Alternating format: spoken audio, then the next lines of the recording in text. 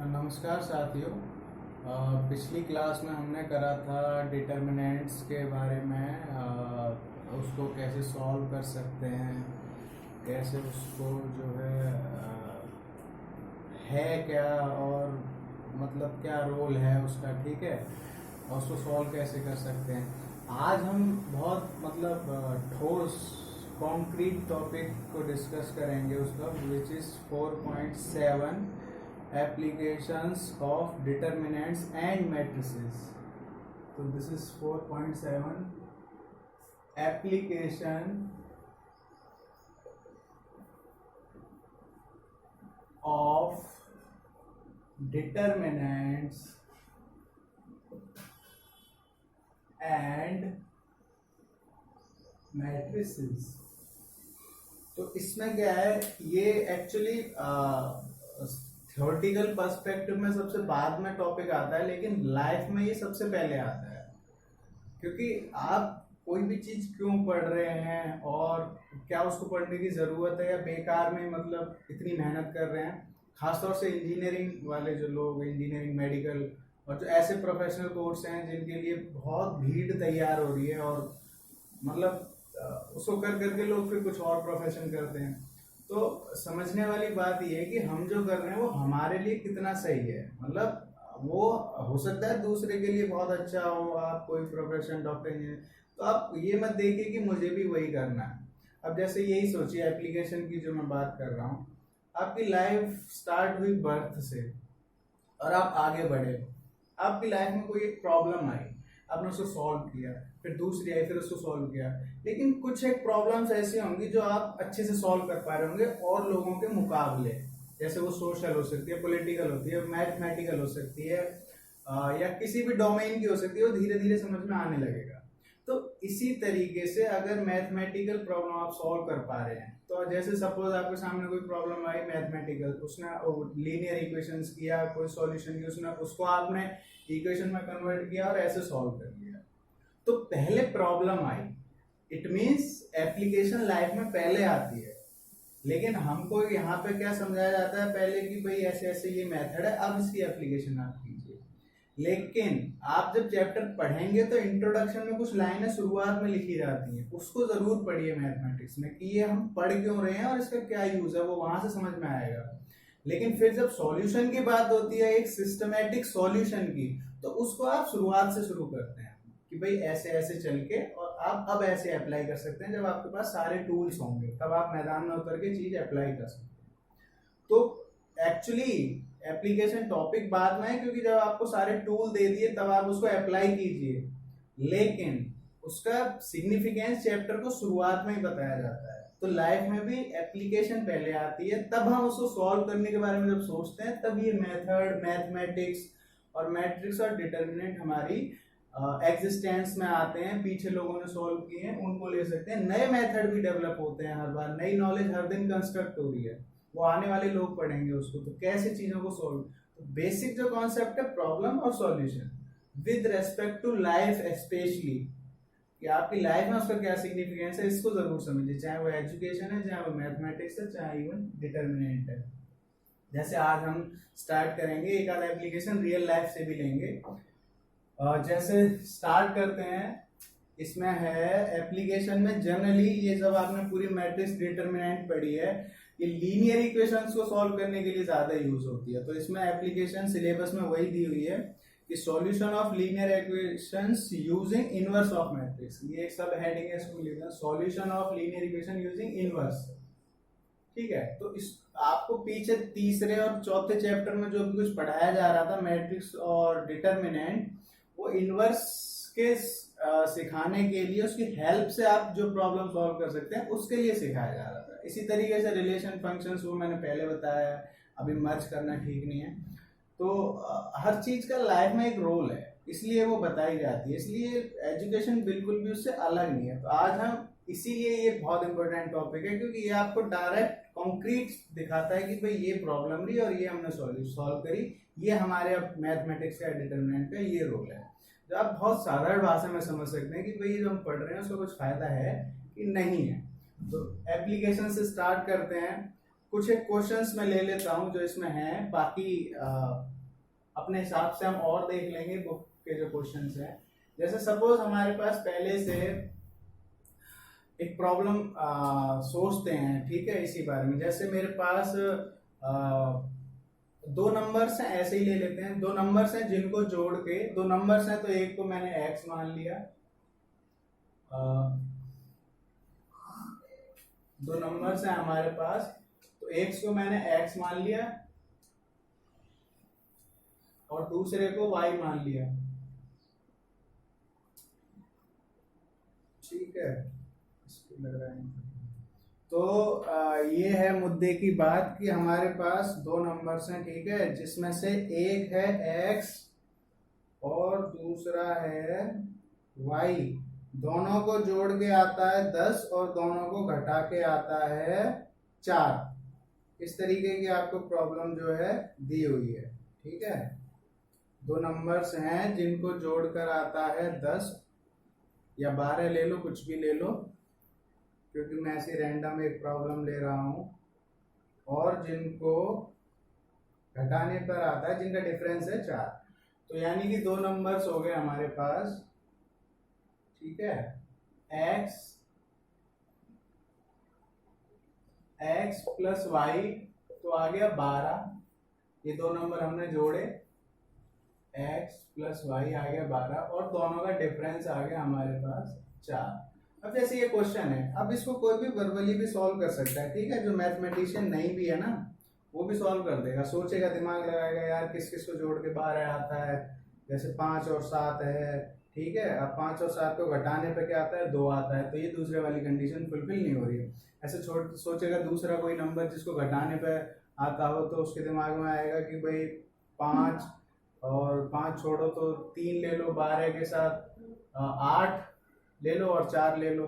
8 और 4 को जोड़ोगे तो 12 आएगा, और 8 और 4 को घटाओगे तो 4 आएगा। तो डायरेक्ट ही किसी ने सॉल्यूशन निकाल दिया ऐसे, x की जगह 8 या 4 कुछ भी ले लो, तो दूसरे वाली 4 या 8 आ जाएगी। तो ये सॉल्यूशन मैंने वैसे ही कर दिया, ठीक है। तो ये अपने आप में एक मेथड है। लेकिन ये सब जो आप कैलकुलेशंस करते हैं, इसको जब आप मैथमेटिकली भी रिप्रेजेंट करते हैं, तो ये मेथड्स बन जाते हैं। जैसे अब मैं इसको इससे भी सॉल्व करूंगा। जैसे सपोज ऐसा होता है कि कोई तुक्का फिट बैठता ही नहीं, जिसको हिट एंड ट्रायल कहते हैं।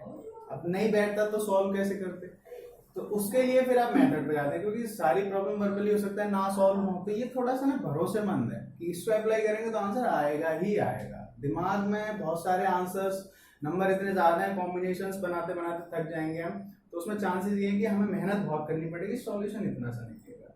लेकिन इस स्टैंडर्ड का यूज करेंगे तो हमारे पास चॉइस ये है कि अब जैसे इसको सॉल्व करेंगे, अब इसको अगर एलिमिनेशन से कर सकते हैं कि x से x, y से y काट दिया, ये ऐसे, और ये 2x हो गया, और ये 16 हो गया, इससे से काटा, x की वैल्यू आ गई 8, और इसमें पुट कर दी तो y की वैल्यू आ गई 4। ये तो ऐसे ही आ गया। लेकिन इसको अब आपको कैसे समझा रहा है कि आप इसको मैट्रिक्स मेथड से भी सॉल्व कर सकते हैं, ठीक है। तो अब इसको मैट्रिक मेथड से भी देखिए। जनरली 3 वेरिएबल वाली के लिए हम ज्यादा यूज करते हैं, क्योंकि 2 तो आपने देखा कि हमने डायरेक्टली सॉल्व कर दिया, तो मैट्रिक मेथड क्यों उसमें लगाएंगे। लेकिन मेथड समझने के लिए सिंपल सी इक्वेशन से समझ लेते हैं। x प्लस वाई 12 है, x माइनस वाई 4 है। अब मैं क्या करूंगा, मैं ये लिखूंगा कि the above equation can be represented as matrix form में। कैसे लिखेंगे इसको, तो यहाँ पे आप एक लाइन लिखेंगे, द एबव इक्वेशन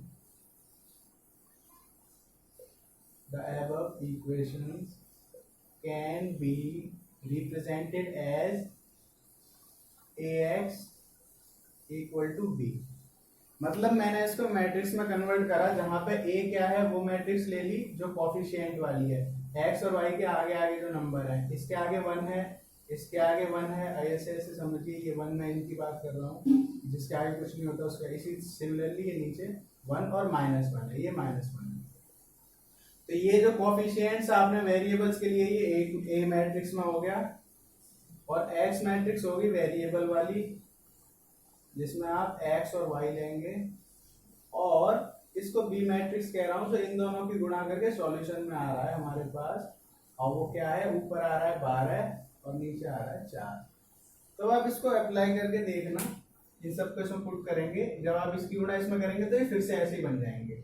मतलब क्या कि जैसे ही आप इसको उल्टा भी चेक करेंगे कि ये हमने रिप्रेजेंटेशन सही करा है कि नहीं करा है, तो आपको फिर से यही एक्स और वाई जो है वापस मिल जाएंगे। जैसे कि आप ए एक्स में पुट कीजिए इसको और इसको गुणा करेंगे तो ये हो जाएगा ए की गुणा एक्स में करेंगे एक्स और प्लस वाई, तो एक्स प्लस वाई बराबर किसके बी के, तो वो 12 के बराबर आ जाएगा। इसी तरीके से इसकी जब करेंगे तो एक्स माइनस वाई बराबर आ जाएगा 4 के। तो इसको इस पूरी इक्वेशन को हमने ऐसे सेपरेट फॉर्म में लिख दिया। जब आप इन सबको वेरीफाई करेंगे, कर भी सकते हैं वेरीफाई, जैसे इसमें पुट कर लो ए की वैल्यू, ये तो हो गई 1 1 1 और -1, ये ए हो गया जो अलग से माना। एक्स की वैल्यू क्या है, ये हो गई एक्स और वाई, ठीक है, और बराबर में क्या है बी, तो बी क्या माना हमने 12 और 4, ये हो गया 12 और ये हो गया 4।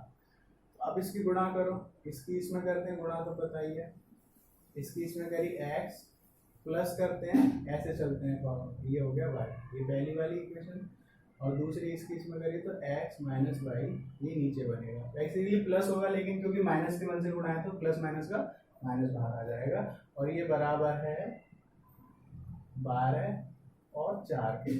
तो by the equality of matrices x plus y बराबर 12 के और x माइनस वाई बराबर 4 के, विच इज दिस। तो कुल मिला के हमने इसको ऐसे लिख लिया और चेक भी कर लिया कि ऐसे लिखा है जो सही है या नहीं है। चेक करते रहना चाहिए बीच बीच में चीज़ों को, ठीक है, कि हम जो कर रहे हैं वो सही भी है या गलत है, ठीक है।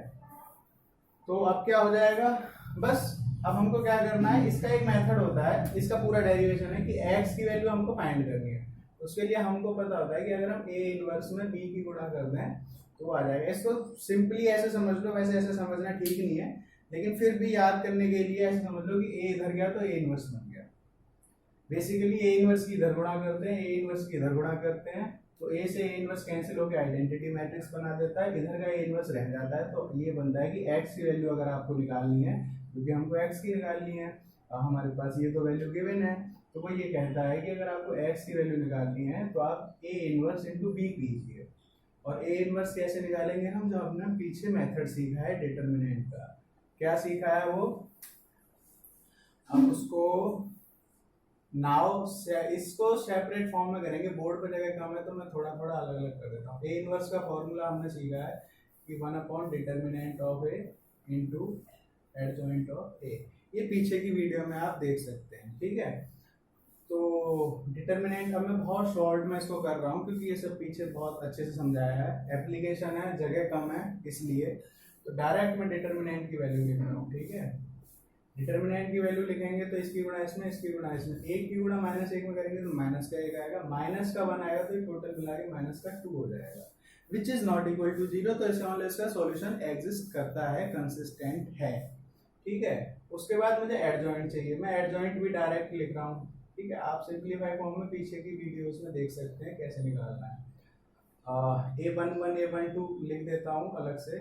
सबसे पहले जैसे आप a11 निकालेंगे, ठीक है, a11 जब निकालेंगे तो इसको छुपा लेंगे तो ये हो जाएगा -1, फिर निकालेंगे a12, ठीक है, इसको और इसको छुपा लेंगे तो ये 1, लेकिन इसका साइन भी इंक्लूड होगा तो ये भी -1। उसके बाद a21 जब निकालेंगे तो इसको और इसको छुपा, ये भी हो गया -1, और जब a22 आएगा तो इसको छुपाइए +1 और साइन के साथ ये +1 हो गया। इन सबको जब आप अरेंज करेंगे ट्रांसपोज फॉर्म में तो ये -1 और ये 1 2 -1 और ये -1 और ये +1, ये आपका एडजॉइंट आ गया, ठीक है। अब थोड़ा सा मिटाना पड़ेगा और ये मिटा देते हैं, ठीक है। ये हमारे पास, तो ये सब हमने x की वैल्यू के लिए a इनवर्स बराबर b को हम लेके चल रहे हैं, और यहाँ पे लिख देता हूँ गोल अपना a इनवर्स इंटू b कर देंगे तो x की वैल्यू आ जाएगी। x का मतलब x और y, वो जो मैट्रिक्स थी हमारी वो लिख देता हूँ बस, x और y मैट्रिक्स की वैल्यू। तो आप इसको पुट कर दो, a इनवर्स क्या कहता है, तो a इनवर्स आ गया हमारे पास 1 यानी -2, डिटर्मिनेंट की वैल्यू ये रहा -2, और ये पूरी की है -1 -1 और 1। इसमें से गुणा करेंगे तो कितना हो जाएगा, ये साइड में मैं निकाल देता हूँ, इसकी वैल्यू भी यहीं लिख देता हूँ। ये हो गया -1/2, ये भी -1/2, ये प्लस ये माइनस का 2 है ना, तो ये भी प्लस का, ये भी प्लस का, ये भी प्लस का, ये भी प्लस का, ये भी प्लस का और ये भी प्लस का 1/2 हो जाएगा। ठीक है, और ये माइनस का 1/2। अब यहाँ जगह इतनी कम है तो गलती होने के चांसेस ज़्यादा हैं। कैलकुलेशन ठीक रहेगी तो आंसर सही आएगा। ये हो गया ए इनवर्स। ठीक है, ए इनवर्स। अब उसके बाद एक्स हमको चाहिए, हमको बोला है एक्स कैसे निकालेंगे आप, ए इनवर्स में आप बी की गुणा कर दीजिए। तो ए इनवर्स पूरा ले लो यहाँ पे, ये 1/2 1/2 1/2 और माइनस का 1/2। ये इस तरीके से आपके पास वैल्यूज आ गई। इसके आप बी में गुणा करनी है आपको। ठीक है, ये थोड़ा टेढ़ा हो गया। बी क्या है, 12 और 4। ये भी हमारे पास पहले लिखी थी, वो मिटानी पड़ेगी। इससे जो डायरेक्ट वैल्यूज आएंगी वो एक्स और वाई की वैल्यू आएंगी। अगर कैलकुलेशन वगैरह ठीक है तो सीधा आंसर आपको मिल जाएगा। कैलकुलेशन में कहीं गलती है तो आंसर गलत हो जाएगा। ठीक है,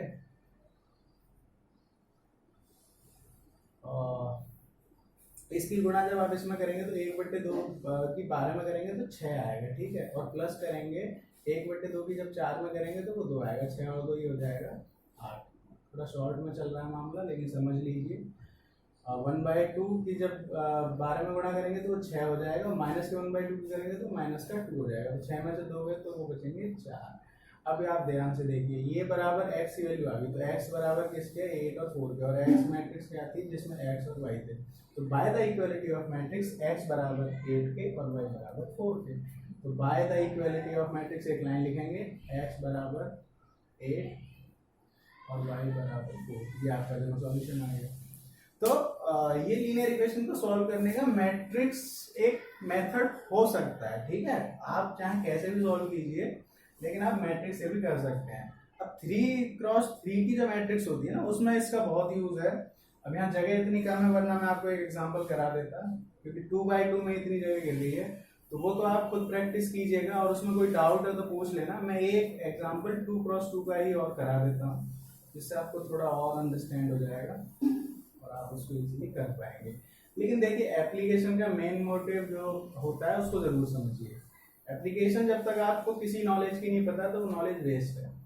ठीक है, और लाइफ में एप्लीकेशन जरूर देखिए भाई ये यूज कहाँ होनी है। आपको सब कुछ पढ़ना है, आप ये भी पढ़ेंगे वो भी पढ़ेंगे, सब कुछ पढ़ के क्या करना क्या है ये भी तो पता होना चाहिए। तो क्या पढ़ना है, मुझे क्या करना है, सब बहुत जरूरी है। तो एप्लीकेशन वेरी फर्स्ट स्टेप। हालांकि उसमें बाद में आएगा, लेकिन जब आप चैप्टर पढ़ेंगे तो आपको पहले दिखने लगेगा। वो आप पढ़े, जब हम छोड़ देते हैं तो हम वो लगता है कि एप्लीकेशन बाद में आ रही है, लेकिन वो क्योंकि सब टूल देने के बाद मैदान में छोड़ा जाता है, इसलिए एप्लीकेशन थोड़ी सी लेट आती है। एक एग्जांपल से और समझते हैं, तो एप्लीकेशन बहुत ज़रूरी है, स्पेशली मैथमेटिक्स में। तो मैं बहुत बोलूँगा कि सब सब्जेक्ट में ही स्पेशली मैं जोर दे रहा हूँ, क्योंकि आज जो प्रॉब्लम है वो ये है कि लोग पढ़ के तो निकल रहे हैं लेकिन उनसे हो कुछ नहीं रहा, और अनपढ़ जो नहीं है पढ़े लिखे वो काम अच्छे से कर रहे हैं। तो काम क्या करना है ये जरूर पता होना चाहिए कि अप्लाई कहाँ करना है और क्या करना है। जैसे एक नया ले लेते हैं, 2 आइटम है कोई भी, जिनकी थोड़ा सा अलग ले लेते हैं। जैसे कि एक्स जो है वो टमाटर का रेट है, और वाई जो है टी ही ले लेते हैं। टी टमाटर का है पर केजी, और ओ ऑनियन का है पर केजी। ठीक है, तो अगर 2 किलो टमाटर और 3 किलो ऑनियन में ले लूँ तो मुझे पैसे देने पड़ते हैं 120 रुपये। ठीक है, और अगर मैं खाली 4 किलो टमाटर ले लूँ और 1 किलो ऑनियन या 2 किलो ऑनियन में ले लूँ, ठीक है, 2 तो मुझे कॉमन आ जाएगा, 4 किलो टमाटर और 1 किलो ऑनियन में ले लूँ। ये जीरो जैसा सिंबल हो रहा है तो मैं यहाँ पर कुछ चेंज कर लेता हूँ। ये 4 और 3 किलो सपोज कर लो, ये डेटा में गड़बड़ होने के चांसेस ज़्यादा हैं, तो थोड़ी सी छोटी वाली 1 किलो टमाटर और 2 किलो ऑनियन में ले लूँ। ये 20 लगने लग गया है, ऑनियन को कैंसिल कर, कैलकुलेशन करते करते ये मेरा वैसे भी जीरो का 20 बन जाएगा। ये 2 किलो टमाटर और 3 किलो पोटैटो, ठीक है, 120 रुपये के, और 1 किलो टमाटर और 2 किलो पोटैटो, ये हो गए 60 रुपये के। ठीक है, ये इक्वेशंस हमारे पास हैं। ये प्रॉब्लम हमारी लाइफ में आई, हमने उसको मैथमेटिकली फॉर्मुलेशन कर दिया, स्टेटमेंट बना दी। अब इसको सॉल्व कर देंगे तो हमको पता चल जाएगा कि टमाटर का क्या रेट है और पोटैटो का क्या रेट है। जो हमने माना है पर केजी ये है। बस हमको इतना पता है कि 2 किलो टमाटर 3 किलो पोटैटो में लाया 120 रुपये लग गए, और 1 किलो टमाटर 2 किलो पोटैटो लाया तो 60 रुपये लग गए। तो मुझे ये बताना है कि कितने रुपए किलो टमाटर है, कितने रुपए किलो पोटैटो। ये सब इसमें आप सोचते रहिए, हो सकता है 1 रुपये 2 रुपये का, तो उसमें टाइम ज़्यादा लगता है। हिट एंड ट्रायल उसको बोलते हैं, और ये रिटन मेथड है, स्टैंडर्ड मेथड है, तो इसको यूज कर लेते हैं। तो एक लाइन लिखेंगे, the above equation can be represented as this this this. कैसे रिप्रेजेंट कर सकते हैं कि जिसमें ax बराबर b होगा और a मैट्रिक्स जिसके ये कोफिशिएंट्स हैं 2 3 1 2, ठीक है, और x मैट्रिक्स जहाँ पे होगी x और y, सॉरी इसमें तो हमारे पास वेरिएबल दूसरे हैं t और p, टमाटर और पोटैटो, और जिसमें b मैट्रिक्स हमारे पास बनेगी 120 और 60। तो ये हमारे पास जो है डेटा को हमने मैट्रिक्स में कन्वर्ट कर लिया। मैट्रिक्स हमको डायरेक्ट पता है कि x की वैल्यू निकालने के लिए a इनवर्स निकालिए और b से गुणा कीजिए, आपके आंसर आपके हाथ में। तो a इनवर्स निकालते हैं। a इनवर्स का फॉर्मूला देखेंगे। a इनवर्स का फॉर्मूला होता है 1 determinant a into adjoint of a। तो दोनों चीज़ें नंबर वाइज नंबर निकालिए। डिटर्मिनेंट ऑफ a निकालने का मतलब है 2 दूनी 4 माइनस 3 एकम 3, तो 4 में से 3 गया बचा 1 which is not equal to 0। तो इसका सॉल्यूशन निकल सकता है। अगर ये 0 के इक्वल आ जाएगा तो आप यही क्वेश्चन छोड़ देंगे, it is not consistent solution, मतलब ये डेटा आइदर गलत है या इसके बहुत ज़्यादा सॉल्यूशन है या कोई भी ऐसी कंडीशन है, यूनिक सॉल्यूशन नहीं है। ठीक है, ये बना आ गया हमारे पास 2 दिन से। इसके बाद एडजॉइंट निकालने के लिए वही कोफैक्टर्स a11 निकालिए सबसे पहले, ठीक है। a11 क्या हो गया, इसको और इसको छुपाया तो 2 हो गया, ठीक है। a12 क्या हो गया, इसको और इसको छुपाया तो ये माइनस का 1 साइन भी इंक्लूड होता है इसमें। 21 क्या हो जाएगा, इसको और इसको छुपाया तो माइनस का 3, और a22 क्या हो जाएगा, इसको और इसको छुपाया तो प्लस का 2। ये एडजॉइंट आ गई हमारे पास। एडजॉइंट ऑफ a हो गई 2 और माइनस का 1 और ये माइनस का 3 और ये 2। अगर मैंने सब कुछ ठीक ठीक लिखा है तो हमारे पास एडजॉइंट ये आना चाहिए।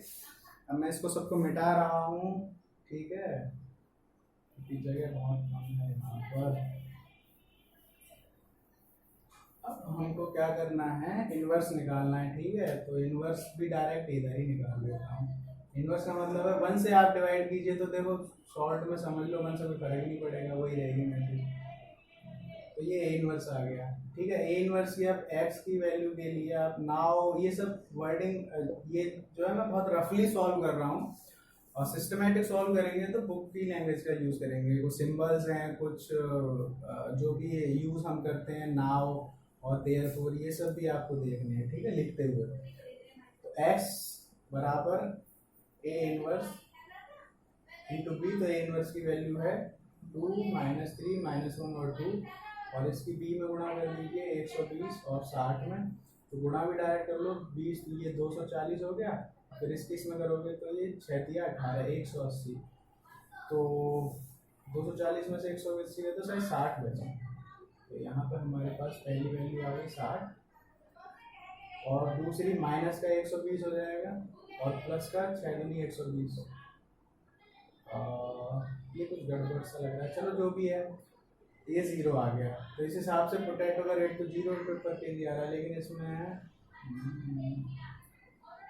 240 12 दूनी 120 और 6 18, तो ये तो हो गया 60, और ये -1 यानी माइनस का 120 प्लस। हाँ, तो इसमें डेटा की आप इसमें इसके हिसाब से तो टी आ गया 60 रुपये पर केजी और पोटैटो आ गया 0 रुपये पर केजी। तो ये रैंडम डेटा है, तो इसमें ऐसे चांसेस हो सकते हैं। इस तरीके से आपको जो भी प्रॉब्लम बुक में मिलेगी आप उसको सॉल्व करेंगे। बेसिकली ये मेथड जो है अप्लाई होता है 3/3 के लिए, क्योंकि 2/2 को तो हम जनरली इससे ही कर लेते हैं। इसमें 2 की गुणा करी और ये हो गया 2t प्लस 4p, और ये हो गया 6 दूनी 120, और इससे इसको माइनस कर देते हैं तो ये p बच जाता है, ये गया तो 0, ये सेम रेट आ रहा है। ये p की वैल्यू 0 आ गई, p की वैल्यू 0 उठा के इसमें पुट की तो 2t बराबर 120 हो गया और t की वैल्यू 60 आ गई। आंसर तो सही आया है। प्रॉब्लम में कुछ गड़बड़ हो सकती है। तो ये तो ऐसे ही हो जाता है, ठीक है। लेकिन 3x3 का थोड़ा लंबा पड़ता है, उसमें आप पहले एक वेरिएबल, तो उसका आप मैट्रिक्स मेथड से कीजिए, वही आपके एग्जाम में भी आएगा और वो उसकी बहुत वैलिड एप्लीकेशन है। मैट्रिक्स मेथड सिखाया इसलिए जाता है कि आप 3 वेरिएबल्स वाली लीनियर इक्वेशंस को सॉल्व कर सकें। तो आप उसको जरूर सीखिए, उसकी प्रैक्टिस कीजिए। उसमें कोई डाउट है तो कमेंट सेक्शन में डालिए, मुझसे पूछ लीजिए। बाकी और जितने ऑल्टरनेटिव ऑनलाइन टूल्स हैं, वीडियोस हैं और टीचर्स की, उनको भी रेफर कर सकते हैं, और अदरवाइज कमेंट सेक्शन में डालिए। बाकी नेक्स्ट क्लास में नया चैप्टर स्टार्ट।